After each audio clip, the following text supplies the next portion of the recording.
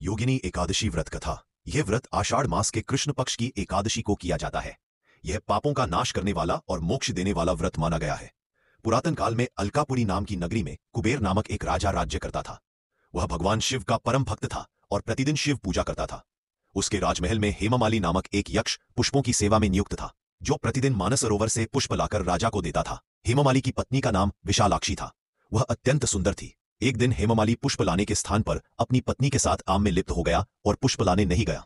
जब राजा कुबेर को समय पर पुष्प नहीं मिले तो उसने क्रोधित होकर अपने सेवकों को हेमामाली को बुलाने भेजा। जब राजा को हेमामाली की लापरवाही और स्त्री के साथ व्यस्तता का कारण पता चला तो उसने क्रोधित होकर शाप दे दिया, हे दुष्ट, तू पापी है, शिव सेवा में लापरवाही करता है।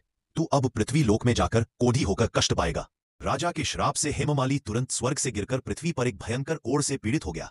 वह जंगलों में कष्ट भोगते हुए भटकता रहा। भूख प्यास से दुर्बल होकर वह हिमालय के पास मार्कंडेय ऋषि के आश्रम पहुंचा। मार्कंडेय ऋषि ने करुणा करके उसकी दशा पूछी।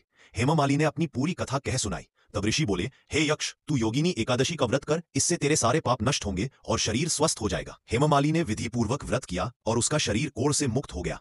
वह फिर से अपने दिव्य रूप में लौट आया और स्वर्ग में जाकर पुनः राजा कुबेर की सेवा करने लगा। व्रत का फल। योगिनी एकादशी व्रत से समस्त पाप नष्ट होते हैं, विशेष रूप से ब्रह्म हत्या जैसे महापाप भी नष्ट हो जाते हैं। इस व्रत का फल हजारों गोदान, तीर्थ स्नान और व्रत के समान बताया गया है। यह व्रत स्वास्थ्य, सौंदर्य और मोक्ष प्रदान करने वाला है।